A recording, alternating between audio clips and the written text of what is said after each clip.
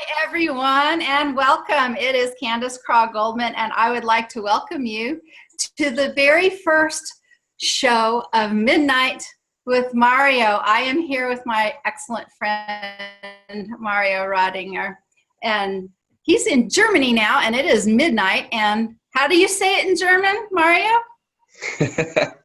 Mitternacht. That's right, It's but no, Mitternacht. Mitternacht mit Mario for our German friends. So we've been talking about doing something together like this for a long time, and here we are. We are doing our very first show. And you know what? I'm almost embarrassed to say this. It's been a long day for me. I had a long, very long session today, an in-person session, 6 hours, and I've been talking all day. But it's a lot longer day for you starting this show here at midnight. How has your day been today?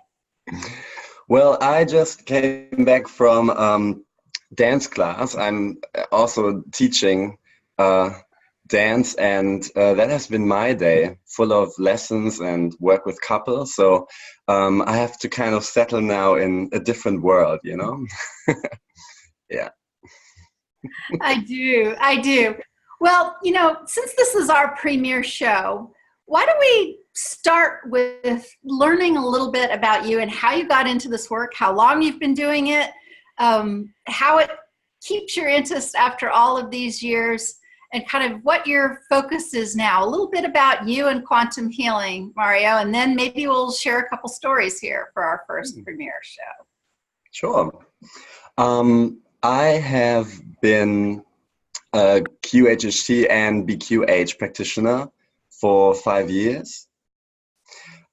I started with QHHT and then really early on started to develop my own thing, you could say, you know?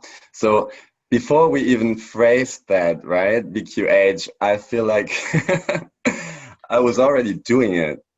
And yeah, I just followed my intuition, you know, and changing stuff around and trying things, experimenting. And so it felt really natural and authentic to become part of the BQH movement, you know, you could say. And I have felt at home ever since. The journey is continuing. This year specifically has been extraordinary. Since the change of the year, I have been having many more sessions than before, and also very different sessions than before. It's like something changed, and 2019 became like a new chapter in my path as a quantum healer.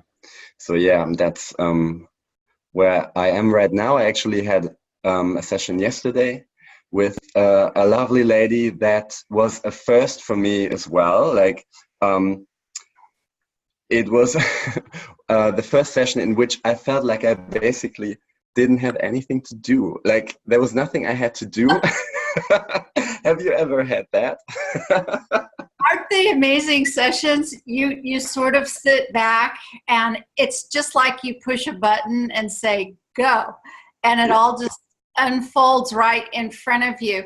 You know, sometimes practitioners feel like they need to do something, need to jump in there, but really that's the epitome of the phrase that we use, holding space, right?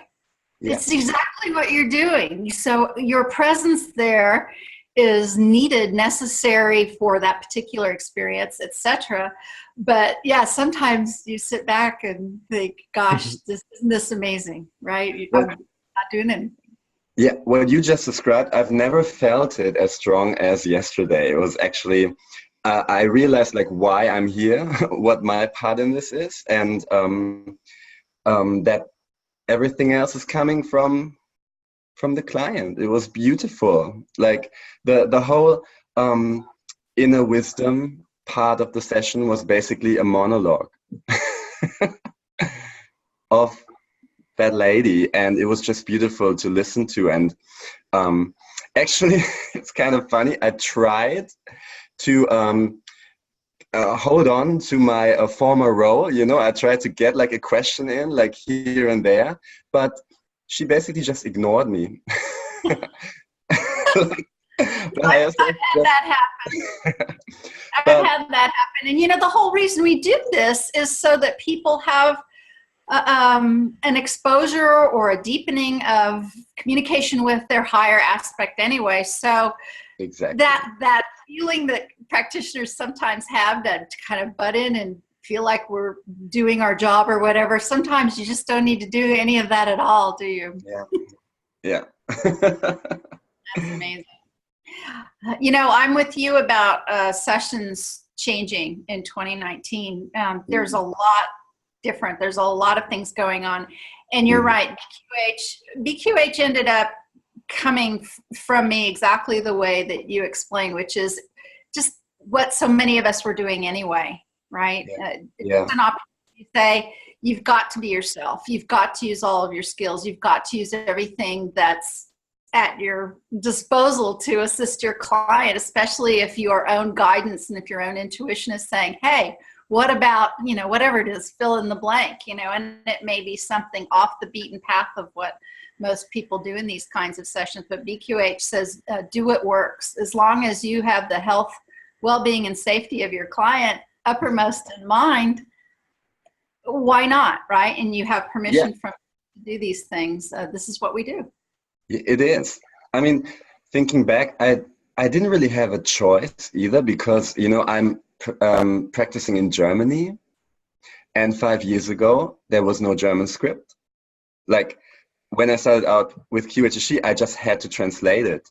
So I had to come up with something, you know, by myself right Yeah. from the start, because most of my clients, I couldn't work with English material, you know. It's Mhm. the language barrier is quite, I mean, I wouldn't say high, but it's still there here, you know. There are a lot of people who don't speak English fluently, so you have to work with them in German. So right from the start, I had to be creative. Well, you are one of the most creative people I know. And one of the reasons that we're getting together right now is because we're working very closely on bringing BQH, the course, to the German people in their very own language. And Mario has been translating and working on this.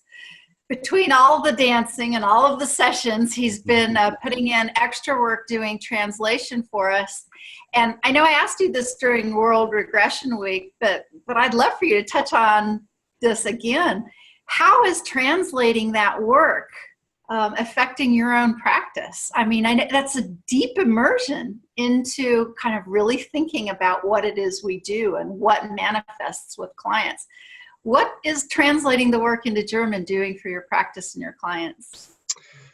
Well, first of all, I felt really deeply connected to you while doing it, you know, because it was your material, and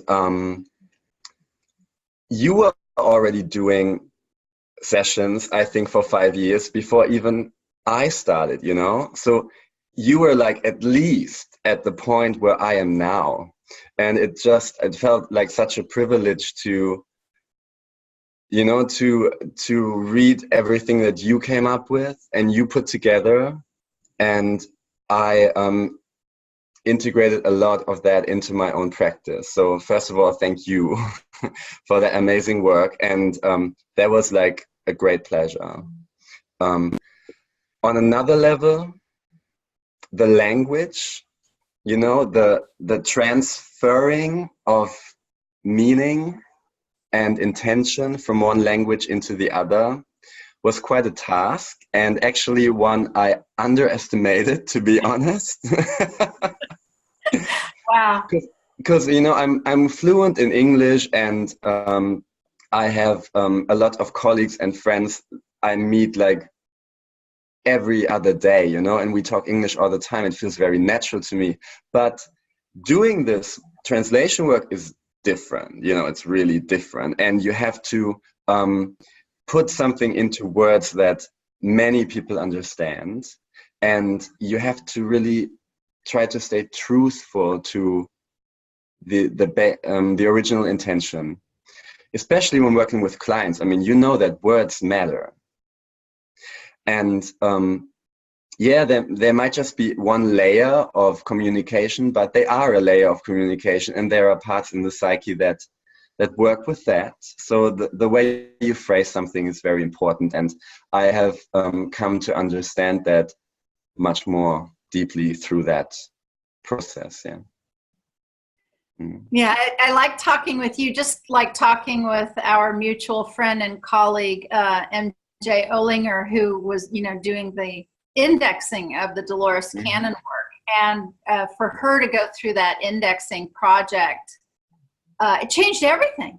It changed absolutely everything about her practice and how she saw things. It's just this immersion, right? And it's a focus.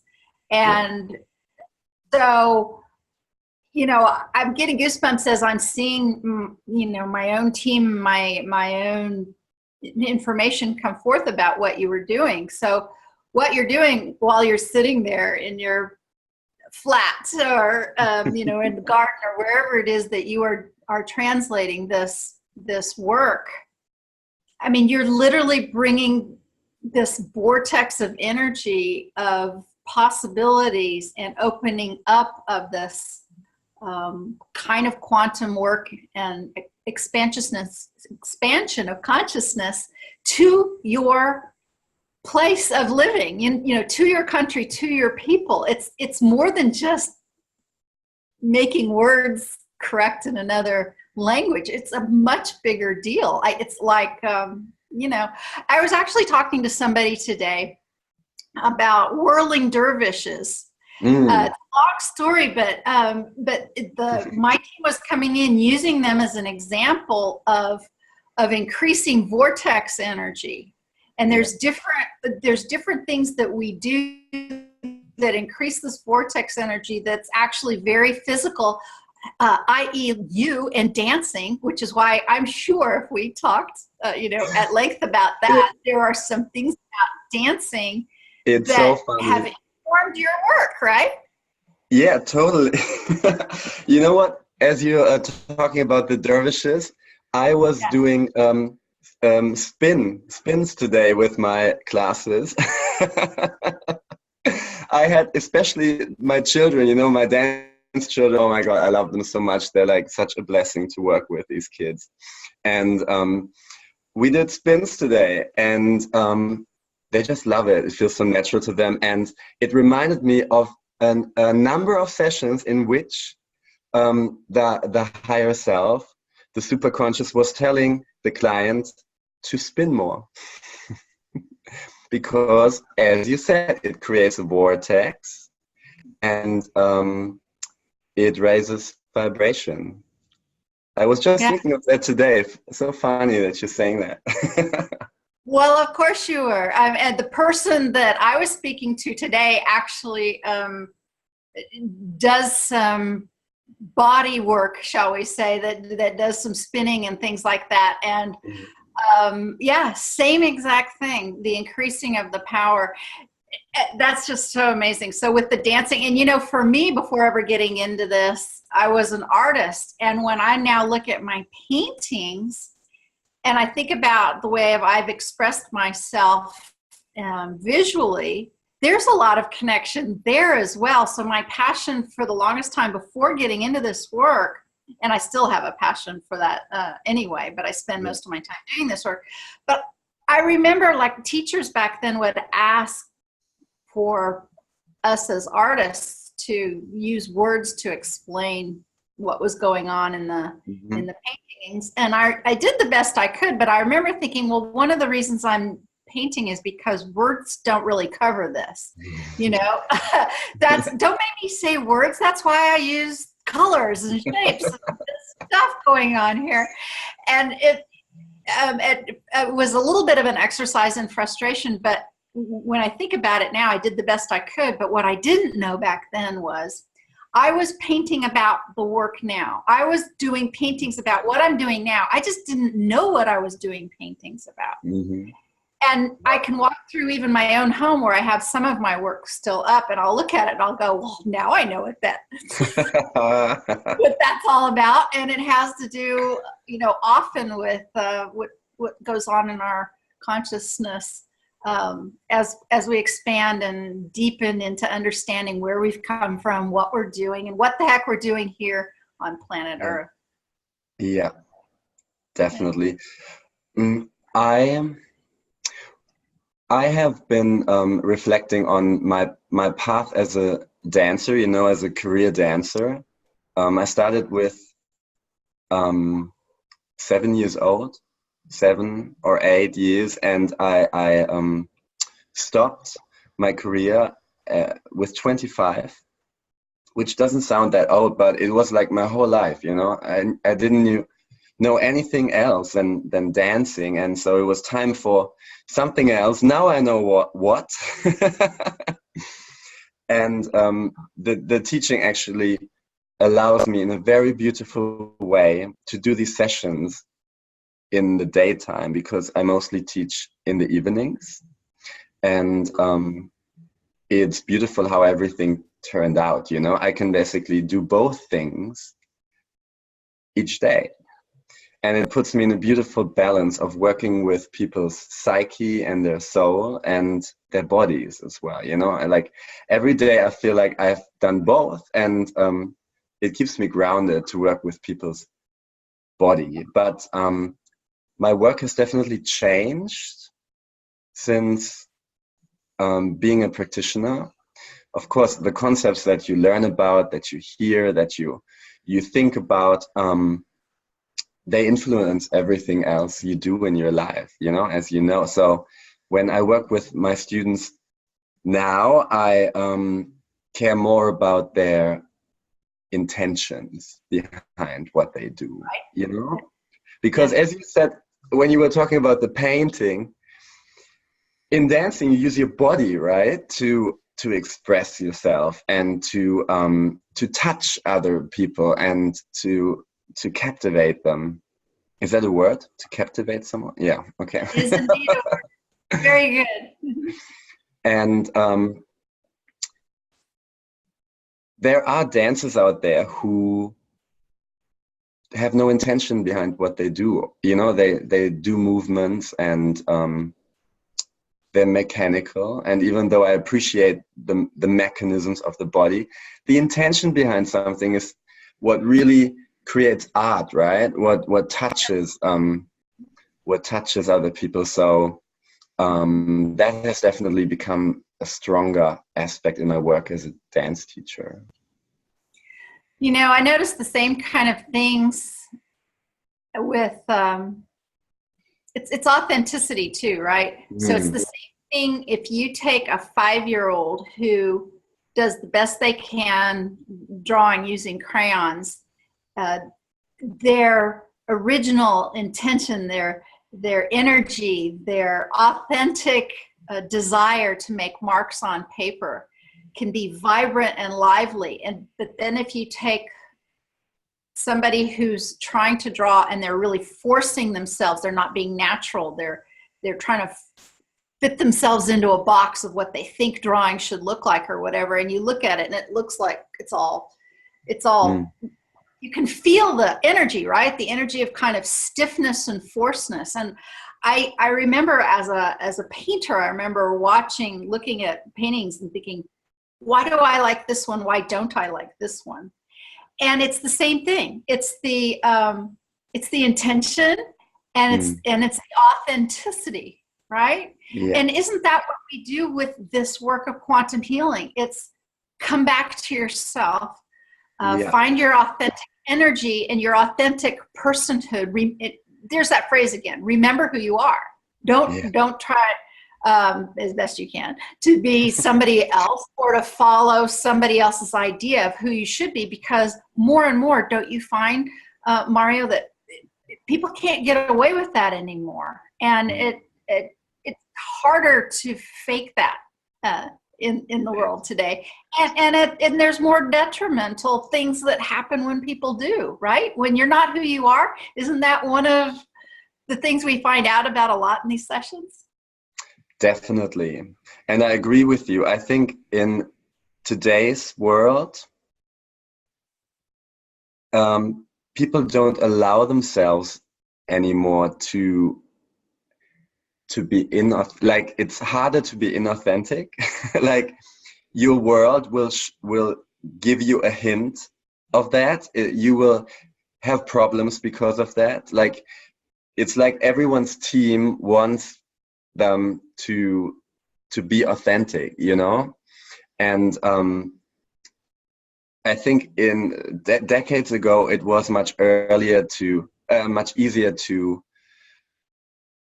try to be someone else. Nowadays, it's harder. And I think this is why more and more people come to us, you know, and ask for support in finding their way back to themselves.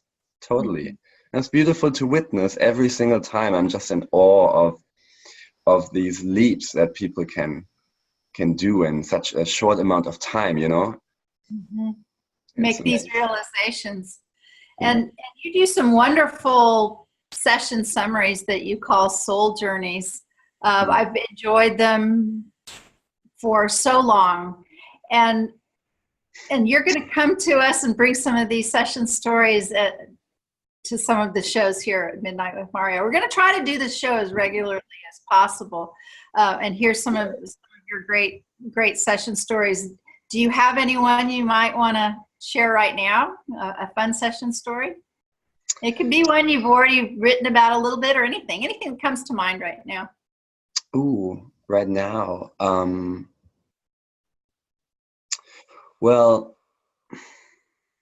the one from yesterday was really, really touching. I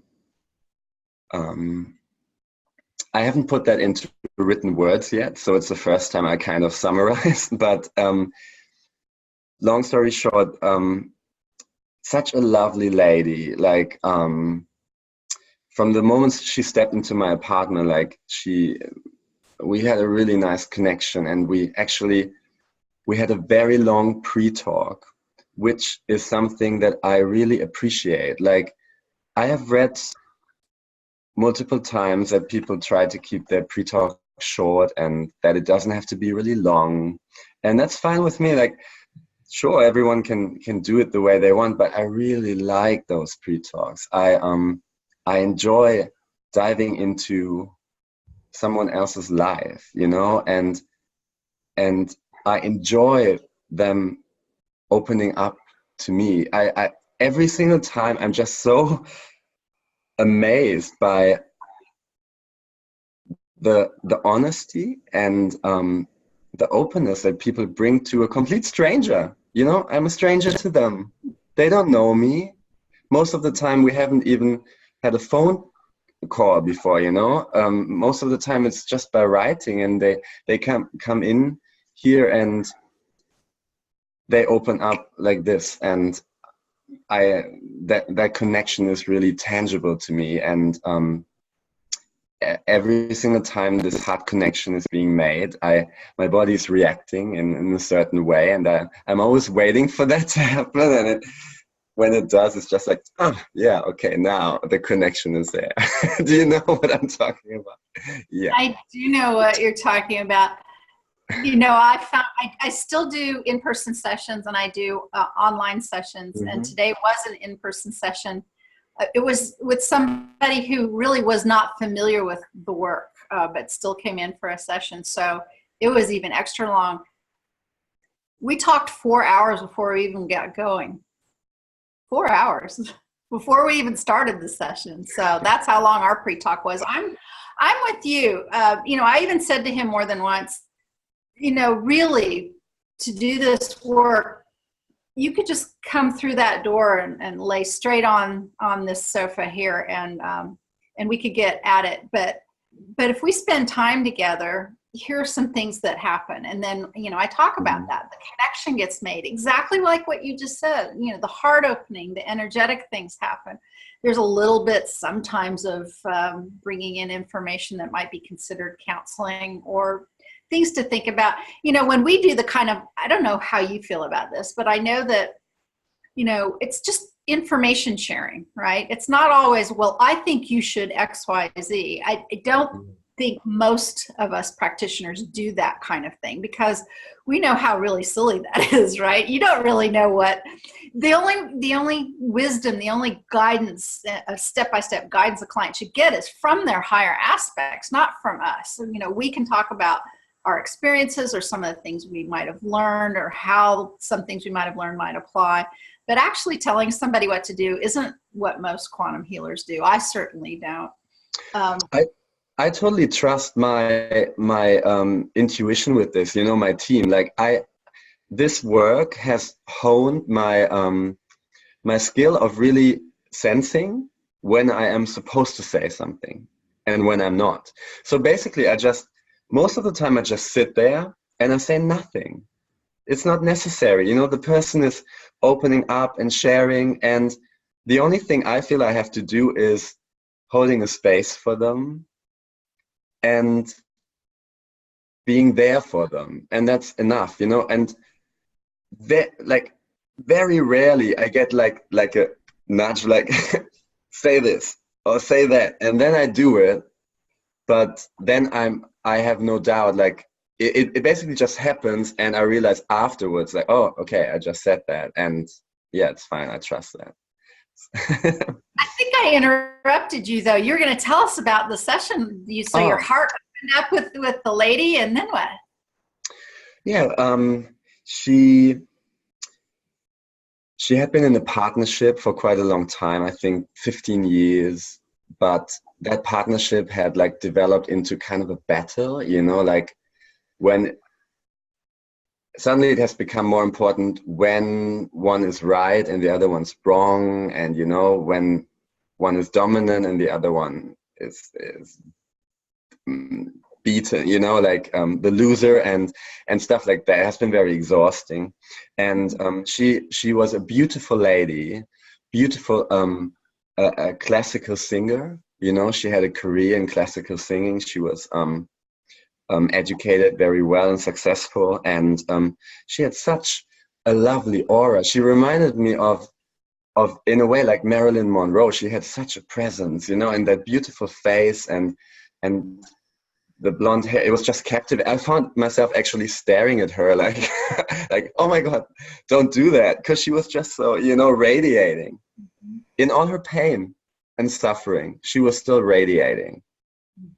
That was like really impressive. Like, and she has had a lot of problems with women in her life. They've treated her really bad, and jealousy when it comes to other women's husbands, you know, and very hard. Like it was very hard for her to make friends, like female friends. And with men, she had a history of emotional abuse and um, you know, blackmail and stuff like that. Like really like not things that are not nice. And so those were like her main topics. And she was guided into another lifetime in which she was a knight in the medieval times, and she was a very brutal, cold-hearted man that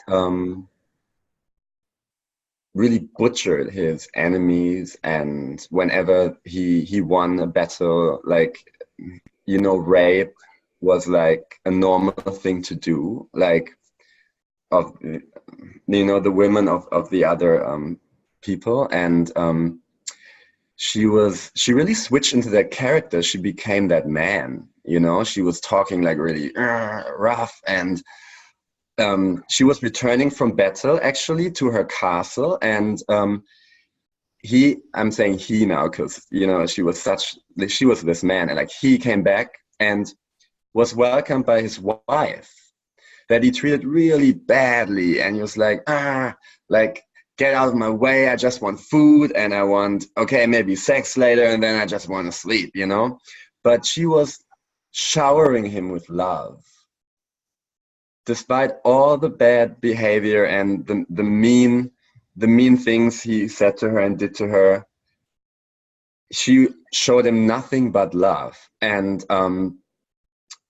we progressed to his last day, and he was lying on his deathbed, and he apologized to his wife. He said, that was the moment, you know, when the tears came. And you know this, like, you know, when the emotional core is found in a session, that's like when the gates open and all, and the tears come out, and she was just like such in such shame, you know. She said, like, I have treated you so bad, and you have given me nothing but love, and I'm so sorry, so sorry. And the wife was so graceful, you know. She was like, it's fine, like I knew the type of person you were, and it was fine with me. I loved you anyway. And it was just so beautiful. The message later was given by her inner wisdom. Her higher self was that love is the greatest power. And even though sometimes when you give love to someone and you feel like you lose, you know, like you lose a power battle, you're still more powerful in a way. Because he realized that he was the powerful knight. He was strong, you know. He was like butchering other people, taking every woman he wanted to have. But in the end, he felt like his wife was more powerful than him.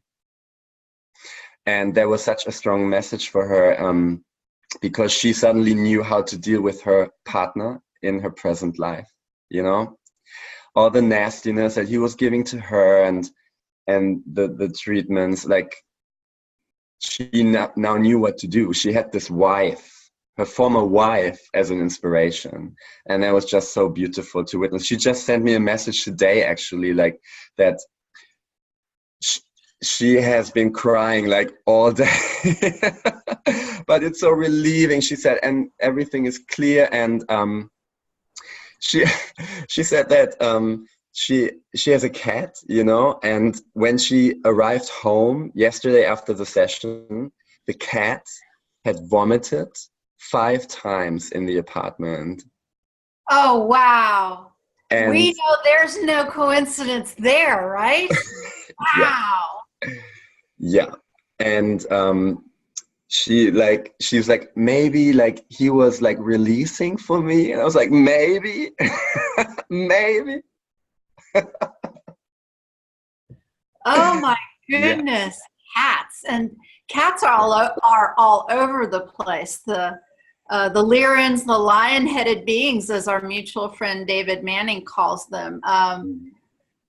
They very much make their presence known, and when that happens, which has been happening increasingly over the last year or so, I always get a stray cat. I just got another one this last week.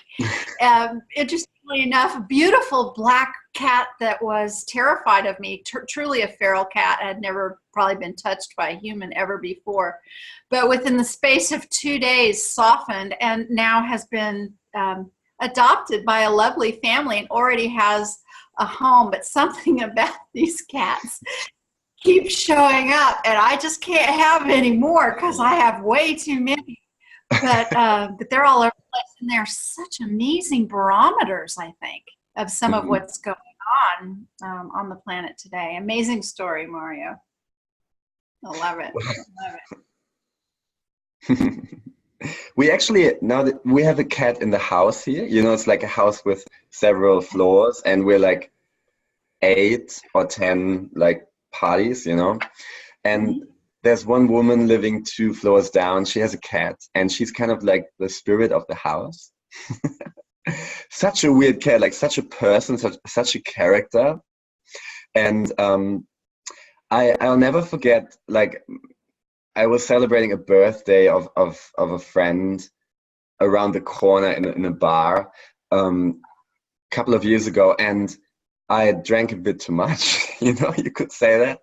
And I started feeling really sick on my way home. And I don't remember how I got into my apartment, but I remember waking up in the morning on my back, and the house cat was lying on my stomach, keeping it warm, like that was so Wow. lovely. Like she just sensed like I was feeling bad, and she just, stayed the whole night with me.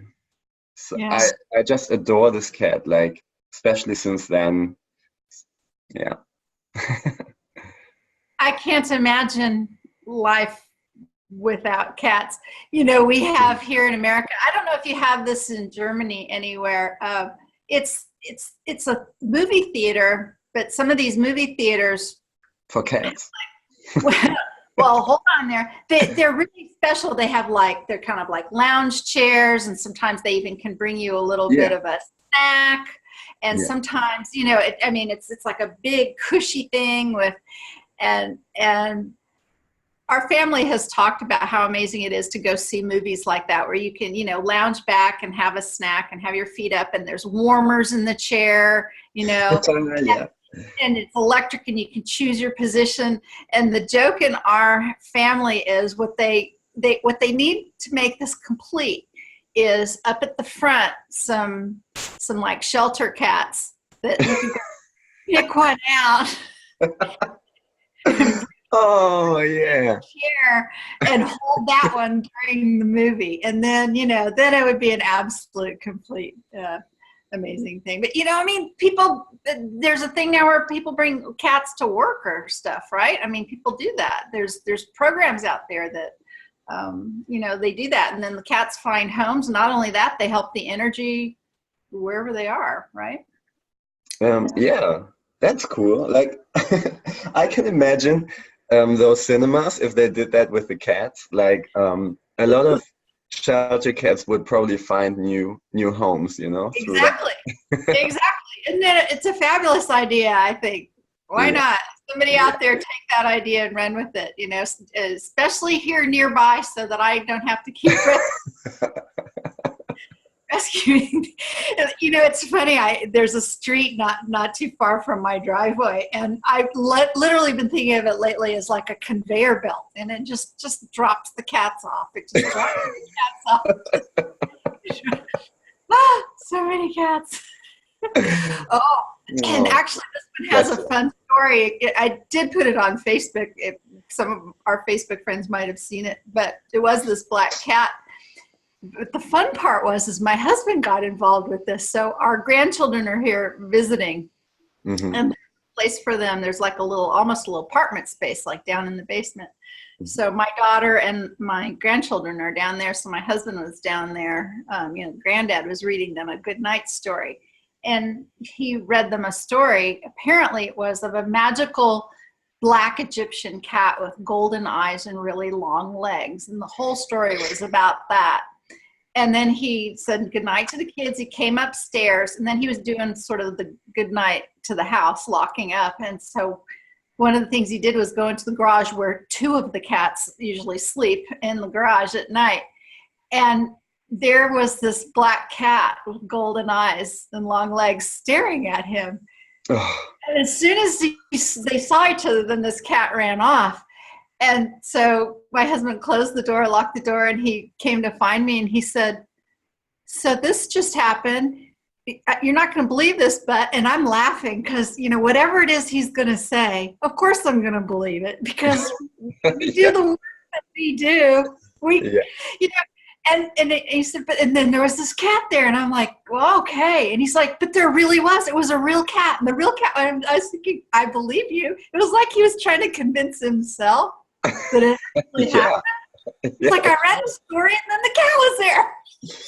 Well, I feel like this every single day, manifesting has become such like a thing lately. It's incredible. Like a lot of times I just wait, like after having focused on something or talked about something, I'm just waiting for it to show up around the next corner. It's like quite amazing these days. Mm. Maybe that is part of the different energies that we're also seeing in sessions. And that's why, those of you out there who listen to some of us talk about this stuff, well, you really have to watch your thoughts, because, what you spend time focusing on may very well be around the corner. And that's why it's, some people think it's putting your head in the sand or wearing rose-colored glasses or whatever, but really what energy you put out and things that you tend to think about are the things that tend to show up in your life. And that is why we always try to say, try to look at the positive, or try to imagine the possibilities and be creative and think about, the things that you do want to see show up in your life. And even if you are presented with things that you'd rather not have in your life, the way you handle that in general is say, thank you, I'm so grateful to learn that I don't want this in my life. And then you just kind of try not to give it too much more energy. Focus on what you want. Yeah. Acknowledge that this thing happened over here that wasn't quite what you had in mind. Say, thank you, I learned from that. I learned I don't prefer this. I prefer this. And then spend time thinking about that, because just like that black cat, it just may show up that easily. Yeah, definitely.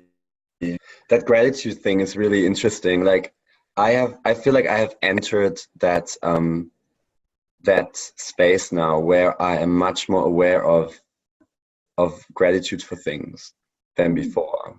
Because I mean, we do this work with other people, for other people, but we also have our own journey, and and that has definitely become a major fix thing lately. Gratitude. I Yeah. love it. It feels so good. Yes. Yeah.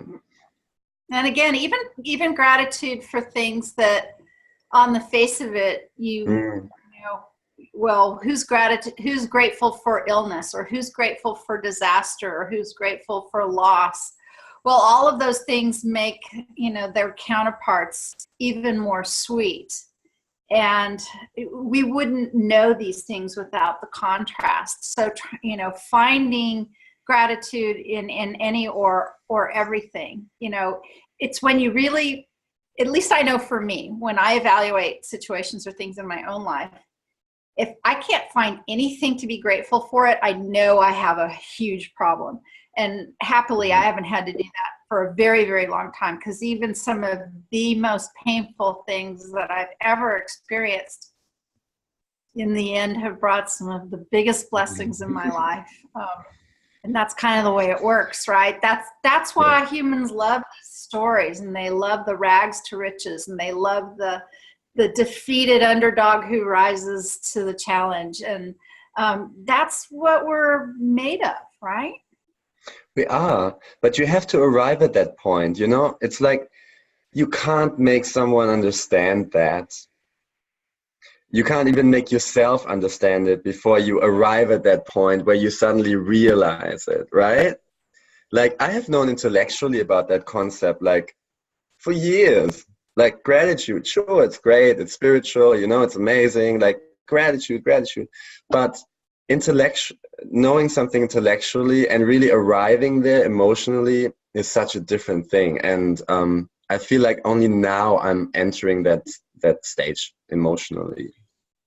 And my heart is like joining my head in this, It's the integration, right? Isn't that what you are finding? Even a lot of quantum healing sessions are about. Even my client today, sort of a newly awakened person, was talking about his ego, and even saying something like, well, I know I'm supposed to get rid of my ego. I know I'm supposed to dissolve my ego. And I'm like, well, wait a second here.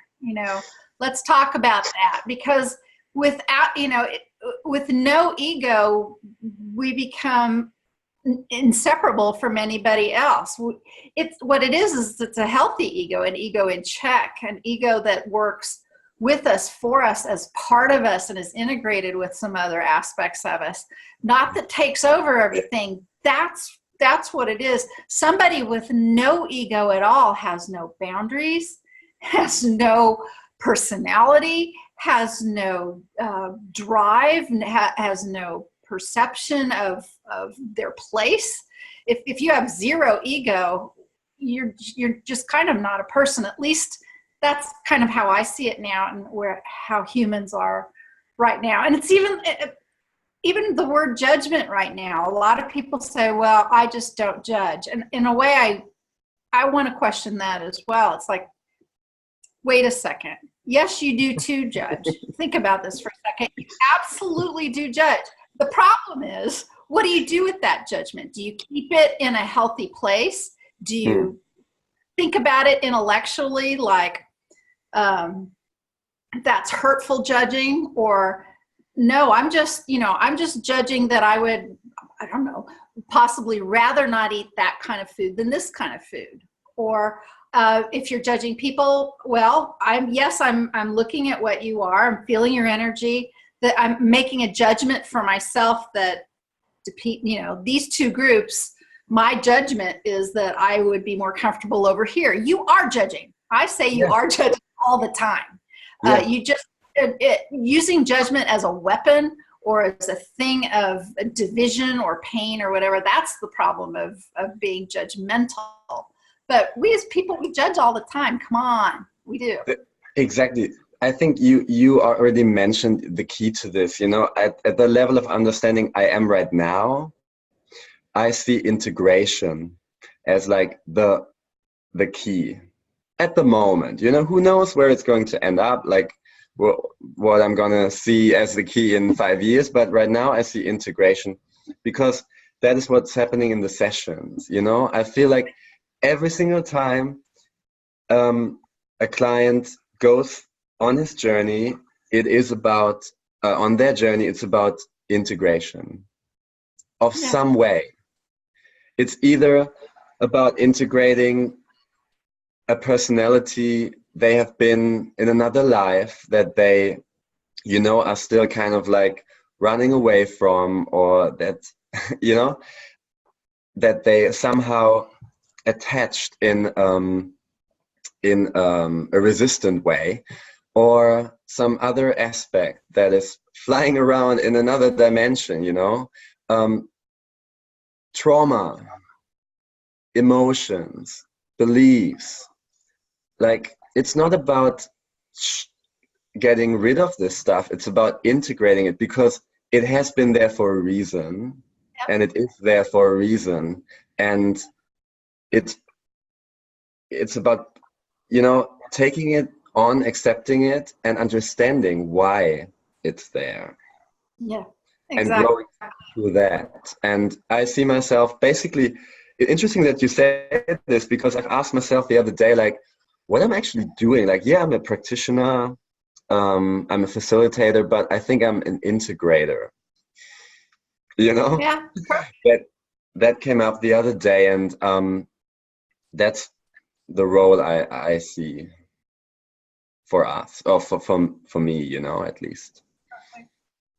Well, and that's in my mind, that it also explains why, for me, BQH is my primary focus, because it allows me to integrate everything. I mean, example, the last class that I availed myself of was going to a medical mediumship course. In Detroit, I had a wonderful course with Tina Zion and with some friends of ours, fellow practitioners, Alice Mixer, and anyway, being there, and Maddie Miller, I definitely want to mention her. We were there. We had the greatest time meeting up and doing all that. Well, it allowed me to use some of those skills even during my session today, so I'm able to integrate my experiences, the skills that I learned from wherever it is. And BQH says, bring all of it in, baby. Whether it's formal teachings or just stuff you've learned from experience or from life itself, integration there as well. So it's a beautiful new way that we're looking at all of it, integrating it all. Yeah, Totally. Like, Well, Mario, you know, we've been together almost an hour now. So, what? yes, it's true. And I know it's getting late there, but we're going to be doing this on a regular basis. So I want you to, you know, put a Please. couple session stories in your back pocket and bring it next time we do Midnight with Mario. And, you know, maybe Thursdays are the days that we do this. I don't know. We're just getting started. So we're going to see. But we're going to try to do these live. For those of you out there who are watching live on Facebook, thank you so much. We're going to be putting this recording on YouTube. And when I get some of this broadcasting stuff figured out, I'm going to try to do more YouTube live for the YouTube community. Vimeo's got some really interesting things and a way to share on some platforms. I don't know. I just need to check it all out. I don't have a sound engineer or a production manager, so I'm having to do it all myself. But thank you for your patience, everybody, as we work out all of these kinks. And Mario, thank you for joining me after your long and wonderful day. It's been a great way to end my day, to spend some time with you and all of our Facebook friends who've been watching live while we've been doing this. Thank you so much. Well, thank you for having me. This has been like, you know, the cherry on So on a much beautiful fun. cake. So much fun. I've Such a loved highlight. you and felt so close to you since the moment I met you, and especially when I got to hug you in real life in Germany. And I look forward to spending more time with you doing just exactly this, speaking from our hearts, connecting hearts right here and Yes. with others out there, talking about the wonderful work that we do. All right. All right, everyone. Thanks for joining us. You can find Mario at quantumhealers.com. And go ahead, your website address, mention that one. thesouljourneys.com. thesouljourneys.com. And you can find a quantum healing practitioner that's just right for you by going to quantumhealers.com. Thanks so much and see you next time. Bye, everyone. Bye.